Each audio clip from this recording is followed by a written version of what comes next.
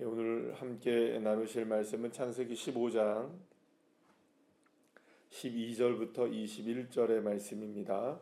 창세기 15장 12절에서 21절 말씀 우리 함께 합독하시겠습니다. 해질 때에 아브라함에게 깊은 잠이 임하고 큰 흑암과 두려움이 그에게 임하였더니 여호와께서 아브라함에게 이르시되 너는 반드시 알라. 내 자손이 이방에서 객이 되어 그들을 섬기겠고 그들은 400년 동안 내 자손을 괴롭히리니 그들이 섬기는 나라를 내가 징벌할지며 그 후에 내 자손이 큰 재물을 이끌고 나오리라. 너는 장수하다가 평안히 조상에게로 돌아갈 장사될 것이요 내 자손은 4대 만에 이 땅으로 돌아오리니 이는 아모리 족속의 죄악이 아직 가득 차지 아니함이니라 하시더니 해가 져서 어두울 때에 연기 나는 화로가 보이며 타는 횃불이 쪼갠 고기 사이로 지나더라. 그날에 여호와께서 아브라함과 더불어 언약을 세워 이르시되 내가 이 땅을 애굽 강에서부터 그 큰 강 유브라데까지 내 자손에게 주노니 곧 겐 족속과 그니스 족속과 간몬 족속과 헷 족속과 브리스 족속과 르바 족속과 아모리 족속과 가나안 족속과 기르가스 족속과 여부스 족속의 땅이라 하셨더라. 아멘. 할렐루야. 하나님과의 언약을 이제 준비하게 된 아브라함은 오늘 본문에 보게 되면 해질녘까지 이제 지나게 되는 것을 보게 됩니다.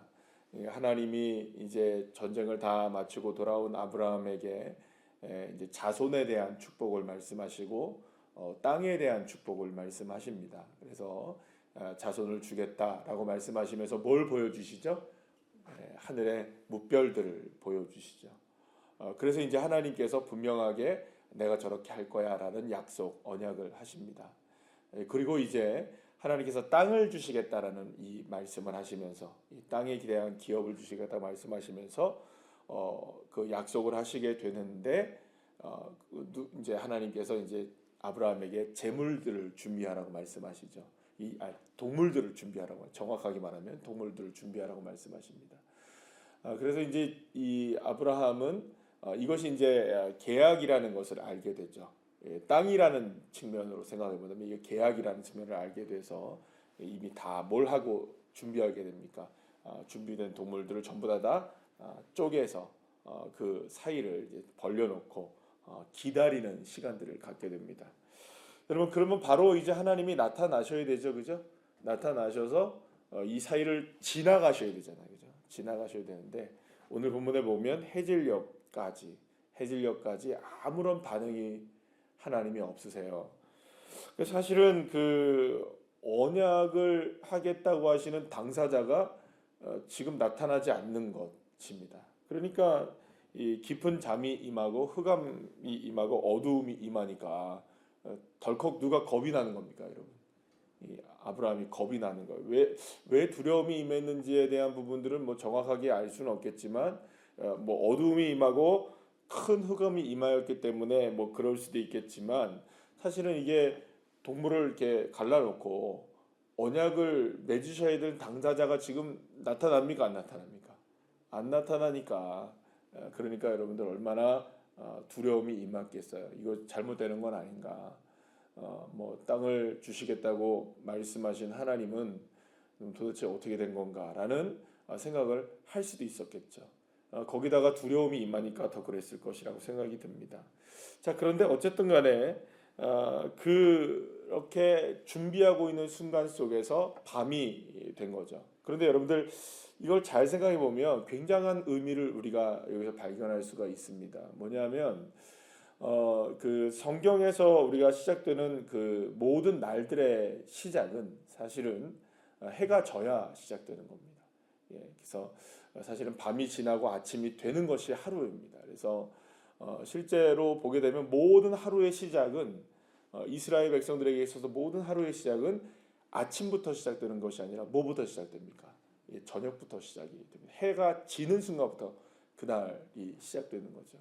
그러고 보면 하나님께서 왜 저녁까지 기다리셨느냐, 해질녘까지 기다리셨느냐라고 말씀을 생각을 한다면 이제 하나님은 아브라함과의 언약이 무엇이 되기를 원하느냐라고 생각하면 이제 새로운 날의 시작이 되기를 원하셨다라는 걸 볼 수 있습니다. 그러나 분명한 거 있습니다. 새 날이 되려면 어둠이 임해야 됩니다. 어둠이 임하는 것이 새 날의 시작입니다. 그러니까 하나님의 새 언약의 출발은 어둠으로부터 시작되는 것이죠. 그러고 보면 여러분 창세기의 시작도 무엇으로부터 시작됐습니까? 혼돈과 공허와 흑암 중에서 시작된 걸 보게 되죠. 그러나 그 흑암이 마지막이 아니라 무엇이 됩니까? 결국에 처음이 되죠. 오늘도 이 해질녘이 아브라함에게는 지금 뭡니까, 여러분들? 어둠이 임하고 굉장히 두려움이 임한 상황이었지만 여러분들 우리가 반드시 기억해야 됩니다. 그 두려움과 어둠과 공허와 혼돈 속에서도 주님은 역사하시고 계시고, 이게 창세기 1장부터 지금까지 우리에게 동일하게 주님께서 말씀하고 계시는 것이 뭡니까? 그러한 뭐 어둠이든지 그것이 구름이든지, 그죠? 그것이 무슨 뭐 어떤 어려움이든지 그런 모든 상황 속에서 누가 함께 하십니까? 뭐 폭풍이 다가오고 뭐 홍수가 다가와도 그 안에 변함없이 누가 계시나요? 여호와 하나님이 존재해 계시고 운행하고 계시고 역사하고 계신다는 거죠. 그러니까 이 장면을 여러분들 동일하게 생각해 보면 이스라엘 백성들도 지금 어디에 있습니까? 광야에 있죠. 그리고 또 지금 뭐 이 창세기에 적어져 있는 상황 말입니다. 모세가 이걸 전하고 있잖아요, 지금, 그죠? 그러니까 그런 상황에서 본다면 이스라엘 백성들이 광야에 지금 길을 걸으면 어디를 걸어가고 있습니까? 지금 어디를 향해 가고 있습니까? 가나안을 향해 가고 있죠. 그러나 그 가나안을 가고 있는 그 모든 여정에도 누가 함께 하시나요? 하나님이 함께 하세요. 이스라엘 백성들은 특히 그거를 정말로 눈앞에서 목격을 하게 됩니다. 모든 이 10가지의 뭐 재앙이든지 아니면 홍해를 건너는 상황에서든지 모든 상황에서든지 보이지 않을 것만 같은 그 상황에서도 누군 역사하시고 계시나요? 하나님은 역사하고 계신다. 그래서 이 장면은 어쩌면은 그 뭐랄까요? 하나님의 구원의 역사가 이제 본격적으로 시작되는 이런 이제 시간이 이제 다가오게 되는데, 그 구원의 역사는 해질녘부터 시작된다는 거. 그래서 사랑하는 여러분, 우리에게도 마찬가지겠죠. 우리의 삶에 어두움이 임했을 때에도 그때에도 주님이 역사하고 계시다는 것. 오히려 그때가 주님이 일하실 때라는 것을 믿으시기를 축복합니다. 그런데 이제 오늘 이제 본문에 보게 되면 하나님이 땅에 대한 약속을 하시면서 단순하게 자녀에 관한 약속은요, 여러분들, 물론 자녀에 관한 약속도 딱 누굽니까? 뭐 이삭에 관한 약속만 처음부터 하신 것이 아니었어요. 그죠? 민족을 이루는 그런 거대한 비전을 보여주셨죠. 그러면 여러분 생각해 보세요. 네 후손이 무별과 같이 많을 것이다라고 말한다면 지금 이 정도의 수준이 아닐 거 아니에요. 지금 뭐 자녀도 없잖아요, 그죠? 자녀도 없는데 뭐 수준 자체가 어마어마한 민족적 수준이 될 텐데, 그러면 여러분 민족이 되려면 무엇이 더 있어야 될까요? 땅이 요만한 땅 갖고 될까요, 안 될까요? 안 되죠. 뭐 지금 자기가 갖고 있는 땅 얼마 안 되잖아요. 지금 살고 있는 땅이 얼마 안 된단 말이에요. 그런데 이런 땅 가지고는 뭐 택도 없을 거고, 만약에 저렇게 무별처럼 많은 백성들이 내 후손이 된다고 생각한다면 적어도 무엇이 이루어진다는 걸까요? 나라, 족속 정도는 이루어진다는 거겠죠, 그죠? 뭐 나라와 족속이 이루어진다는 거예요. 그러면 어마어마한 땅이 필요할 텐데 하나님은 그제서야 이제 무슨 얘기를 하시게 되냐면 이스라엘 백성, 그러니까 그 아브라함의 후손들이 거하게 될 진짜 땅에 대한 부분을 얘기합니다. 그래서 오늘 본문에 여러분들 보게 되면 18절에 보게 되면 뭡니까? 언약을 세우는데 땅을 딱 지명하여 얘기하십니다. 그죠? 이제서야 뭐가 나옵니까, 여러분? 주님이 주시고자 하시는, 보여주시고자 하시는 땅이 나옵니까, 안 나옵니까? 이제야 나와요, 사실은. 지금까지는 그 땅이 나왔습니까, 안 나왔습니까? 안 나왔어요, 여러분들. 이제서야 나오는 거예요. 주님이 아브라함에게 너 떠나서 나에게 내가 지시할 땅으로 가라, 보여줄 땅으로 가라라고 얘기하셨을 때 그저 그냥 이렇게 흘러 와서 가나안 땅에 어떻게 왔는데, 물론 거기 안에서도 주님이 역사가 있었지만 주님이 이제 딱 보여줄 땅이라는 것을 명시적으로 언약을 할 때는 계약을 써야 되잖아요, 그죠? 그러니까 써야 됩니까, 안 써야 됩니까? 써야 됩니다. 몇 번째 써야 되잖아요, 그죠? 그 계약을 하기 때문에 그 계약서에는 도장을 찍으셔야 되는 거예요, 하나님이. 그래서 오늘 본문에 보게 되면 이렇게 여기서부터 저기까지 하면서 족속들도 쫙 나오고 이미 그 안에는 수많은 족속들이 살고 있는 그 땅이 누구의 땅이 될 것이다. 아브라함 네 후손들이 거할 땅이 될 것이다 라고 얘기를 하는 거예요. 여러분들 생각해 보세요. 이거 어마어마한 이야기죠. 지금으로서는 여러분들이 이게 아브라함에게 감당될 수 있는 이야기일까요? 없는 이야기일까요? 이건 여러분들 이건 뭐 말도 안 되는 일인 거예요. 여기 지금 나와 있는 족속들을 하나하나 다 보게 되면 여러분들 이게 지금 아브라함이 상대할 수 있는 사람들입니까? 안 돼요, 여러분들. 아브라함은 뭐 이건 뭐 안 되는 사람들이에요. 그리고 또 한 가지 뭐냐면 지금 아브라함의 입장에서는 이게 지금 그려질까요, 안 그려질까요? 이게 그려질까요, 여러분들? 뭐 한번 예를 들어 생각해 보세요, 여러분들. 만약에 우리 조상들 중에 예를 들어서 뭐 그냥 이렇게 생각하죠. 우리 아주 쉽게 그냥 생각해 보면 예를 들어 김구 선생님이 계신다. 네. 모르시나요, 김구 선생님? 아시죠? 예를 들어서 독립운동을 막 하실 때 일제강점기에 막 독립운동을 하시고 막 이렇게 해방이 되는 그런 무렵에 지금 2025년의 대한민국 이러한 대한민국 발전한 대한민국을 상상이나 하셨겠습니까? 물론 뭐 우리나라가 민족의 중흥에 뭐 이런 것들에 대한 꿈을 꾸고 계셨긴 하지만 우리나라가 뭐 세계 경제 뭐 10대 강국에 들어가고 막 이런 거 여러분들 생각했겠어요? 김구 선생님은 그럴 수도 있다고 생각하는데 자꾸 고종 황제 그렇게 했을까요, 여러분들? 안 그랬을걸요? 예를 들어서 고종이라고 생각 딱 맞겠다, 그죠? 막 일제가 막 들어오고 막 러시아, 미국 막 난리 나고 일본 막 난리 나고 막 그래서 우리나라 막 들어와가지고 막 혼돈스러운 그 구한말 시기에 고종이 왕이 아무리 왕이어도 지금 우리나라 2025년에 이 나라가 이렇게 될 거라는 걸 여러분들 이게 굳이 따지자면 100년 전이잖아요, 그죠? 맞나요, 안 맞나요? 100년 전에 이 나라 백성들은 조선 땅에 살고 있던 이 나라 백성들은 지금 이걸 생각했을까요? 못했죠, 여러분들. 어떻게 했겠어요? 나라가 발전할 것이라는 생각을 했겠지만 여러분 아브라함이요, 여러분들. 아무리 이 얘기를 해도 이해가 될까요, 안 될까요, 지금? 거기다가 뭐라고 얘기하냐면 400년 동안 네 자손이 이렇게 될 것이고 저렇게 될 것이고 여러분들 지금 아들 하나 없는데? 아들 하나 없고 땅 하나 없는데 여러분들 지금? 무슨 400년 후에 자손들이 어떻게 되고 이렇게 되고 저렇게 되고 여러분 이거 지금 이게 머리에 들어올까요, 안 들어올까요? 아브라함한테는 안 들어온 이야기예요. 저는 관심도 별로 없는 얘기일 수도 있어요. 아니야, 꿈은 꿀 수 있겠죠, 그죠? 내가 이런 내 후손들이 이렇게 될 수 있겠구나라는 그냥 어느 정도 꿈을 꿀 수 있겠지만 하나님이 지금 말씀하시는 이 아브라함에게 말씀하시는 이 언약의 내용은요, 이건 아브라함이 마음속에 가슴속에 머릿속에 담아둘 수 있는 그런 계획이 아니에요. 당장에 지금 여러분들 아들 하나 없어가지고 지금 이렇게 마음 아프고 힘겨워하고 살아가고 있는 이 아브라함이 뭐가 이게 다가오겠습니까? 그런데 하나님은요, 이 계약을, 이 언약을 진심으로 지금 하고 계시는 거예요. 아브라함과 딱 한 사람을 향하여 계약을 맺고 언약을 맺는 이 장면은 그저 그냥 아브라함에게 야, 너 민족 너 잘 되게 될 거야, 요 정도 수준이 아닌 거예요. 하나님이 그냥 언약을 맺으시고 우리에게 말씀하시고 우리에게 선포하시는 말씀들은 사랑하는 여러분, 그냥 하시는 말씀이 아님을 믿으시기를 바랍니다.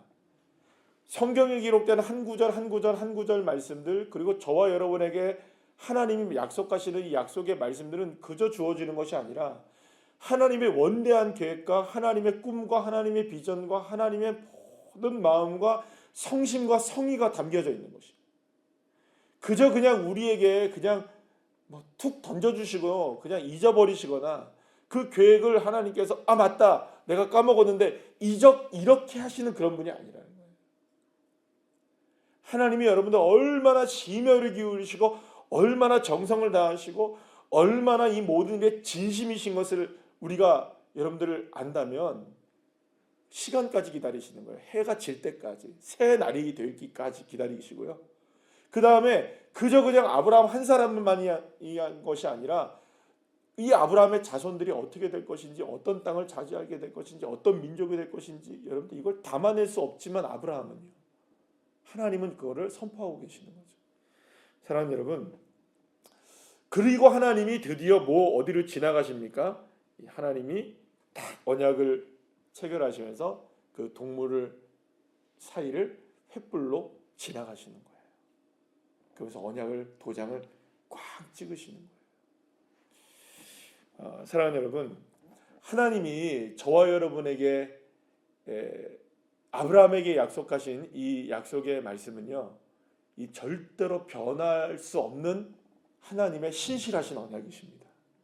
이게 여러분들 보시면 이게 왜 얼마나 중요한 언약이냐면요, 하나님이 언약하신 것은 많으세요. 약속하신 건 많죠. 여러분들 아담하고도 약속하시잖아요, 그죠? 생육하고 번성하고 충만하고 이런 약속하시단 말이에요. 노아에게도 약속하시죠, 그죠? 그러나 그 노아에게도 약속한 이 약속이라는 이 약속하시는 이런 모든 하나님이 복을 주시겠다 하는 거는 여러분들 이거는요 어떤 약속이었냐면 다 말로 하신 거예요. 말씀으로. 그러니까 구두 약속이죠. 물론 구두 약속도 약속이죠, 그죠? 언약이 됩니다. 그러나 이번 약속은 뭐냐면 여러분들 사인하신 거예요. 이제 도장을 확실하게 찍은 거예요. 여기다 왜 하나님이 이 장면에 도장을 찍으셨냐면 이 약속은 반드시 이루어져야만 하는 약속인 거죠. 물론 앞에 있는 것도 동일하게 이루어져야만 하는 약속인 건 분명하지만 이 약속만큼은 이제 구체적으로 하나님이 역사하시겠다는 겁니다. 그러면 왜 이 약속이 이렇게 하나님이 진심을 담으시냐면 이거는 단순하게 아브라함을 통해 민족을 이루겠다는 것이 아니라 죄악으로 여기서 보시게 되면 아모리 족속이 죄악으로 아직까지 가득 차지 않았기 때문이다라는 말씀을 하시죠. 뭐 여러 가지 의미를 담을 수 있겠지만 앞으로 하나님이 구원하셔야 될 이 모든 여정 속에서 이 모든 여정은 어떤 여정이라는 걸 말씀하시냐면 죄에서 누구를 구원하는 거다. 하나님 백성들을 구원해 내시는 여정인 거예요. 그러려면 반드시 어디까지 가야 합니까? 이 구원의 여정은 단순하게 여러분들이 이 아브라함의 후손들인 이스라엘 백성들이 애굽에서 출애굽하는 것에 대해서 끝나는 것이 아니라 이 언약의 말씀은 어디까지 이어져야 되는 거예요? 예수 그리스도에게까지 이어져야 돼요. 그럼 여기에 하나님이 도장을 안 찍을 수가 없는 거예요. 누가 필요한 거예요? 여기서부터. 그 이전부터죠. 아담과 하와가 범죄한 이후에 하나님께서 여인의 후손을 통하여서 뱀의 머리를 상하게 하신다는 말씀을 하셨잖아요. 그 약속의 말씀과 언약들이 면면히 이어져 오다가 이제 드디어 아브라함에게서 구체화 이제 분명하게 시작이 되기 시작한 시점인 거죠. 그래서 그 아브라함을 통하여 하나님이 언약을 맺으신 하나님이 결국에는 누구를 통하여 역사가 이루어져야 됩니까? 예수를 통하여 이루어지게 하시는. 그래서 여기에 하나님이 이 언약은 진심을 담으실 수밖에 없었던 거예요. 그러면 여러분 보세요. 한 사람의 인생을 통하여서 하나님이 언약을 이루어 가실 때 그 언약이 얼마나 진심이십니까? 그러면 여러분 아브라함을 향하신 이 언약이 이토록 진중하신 하나님이시라면 여러분과 저와 여러분을 향하신 하나님의 계획이 얼마나 놀라우시냐면 여러분 아예 예수님을 저와 여러분에게 보내주셨잖아요. 이미. 여러분 이 약속은 아직까지 보여질 약속이죠. 보여지게 될 약속이죠. 이루어지지 않은 약속이죠. 약속은 됐지만 이루어지지는 않았죠. 이미 약속은 됐지만 아직 이루어지진 않았죠. 그러나 사랑하는 여러분, 저와 여러분에게는 예수가 이미 죽으셨습니다. 믿으십니까? 그러니 여러분, 저와 여러분은 어느 상황에 있냐면요, 아브라함이 누리지 못했던 어마어마한 축복을 이미 저와 여러분 누리고 있는 거예요. 할렐루야. 그럼 여러분, 우리는 두려워할 일이 없는 거죠. 아브라함은 두려워할 수 있어요. 그러나 우리는 확실한 보증이 이제 더 생겨진 거예요. 아브라함은 뭐 아무것도 없잖아요, 그죠? 보증이 된 게 뭐 그냥 쪼개진 그것밖에 없는 거잖아요. 근데 아예 예수님, 우리는, 저와 여러분에게는요, 예수가 보증이십니다. 그러면 우리는 똑같은 거예요, 여러분들. 아브라함이 만약에 이렇게 하는 거죠. 하나님이 만약에 언약을 조금 이렇게 잘 안 지키시는 것 같아, 그러면 뭐 생각하시게 하면 됩니까? 하나님 근데 그때 기억하시는지 모르겠습니다, 하나님. 예? 그때 동물 쪼개놓고 하나님이 뭐라고 하셨던 것 같은데 하시면 하나님이, 죄송합니다, 이런 표현을 써서 꼼짝 못 하시겠죠, 그죠? 맞나요, 안 맞나요? 맞아요. 하나님은 그 언약을 기억하시는 분이세요. 그러면 여러분, 저와 여러분은 누구의 이름을 부르면 하나님의 언약이 우리의 삶의 역사가 됩니까? 그 예수의 이름이에요. 그 예수의 이름을 부르는 자가 승리하는 겁니다. 그래서 어떤 상황이든 어떤 모습으로 살아가든 저와 여러분에게 있어서 가장 놀라운 언약의 중보자이시자, 언약의 증거이자, 언약의 확실한 보증이 될 수 있는 딱 한 가지가 있다면 하나, 뭡니까? 예수 그리스도이셔. 그래서 오늘도 우리는 예수님을 외치면, 여러분, 예수님을 부르면, 예수님을 바라보면 우리의 삶에서 언약은 이루어지는 거예요. 무별의 언약이 이루어지게 되고요, 땅의 언약이 이루어지게 되고, 자손의 언약이 이루어지게 되는, 그 모든 열쇠가 누구에게, 우리에게 주어진 걸까요? 예수에게 주어진 거예요. 오늘도 우리의 삶 속에 하루의 삶을 살아가시면서 오직 예수 이름 외치시면 주님 우리에게 말씀하신 언약 기억하시는 거예요. 그러니까 우리는 다른 거 할 수가 없는 거예요. 주님, 우리는 그러니까 뭐 하나님 이렇게 해주세요, 저렇게 해주세요, 다고다고 할 이유가 없는 거예요. 우리는. 뭐 그러면 하셔도 됩니다. 얼마든지 하셔도 됩니다. 그러나 거기에 왜 예수의 이름을 불러야 되느냐? 그게 우리의 보증이시기 때문에. 왜 우리가 이 기도를 할 때도 예수님의 이름으로 기도하느냐? 예수의 이름이 보증이시기 때문에. 예수 이름으로 우리가 기도하고 예수 이름을 부를 때마다 우리는 주님께서 하나님 앞에 우리가 뭘 보여주는 겁니까? 언약서를 보여주고 언약을 드러내는 겁니다. 우리 스스로도 마찬가지. 오늘 하루의 삶 속에서 예수 이름을 외치심으로 하나님의 언약 백성답게 살아가는, 승리하는 주의 자녀들 한 분 한 분들 다 되시기를 간절히 축복합니다. 기도하시겠습니다.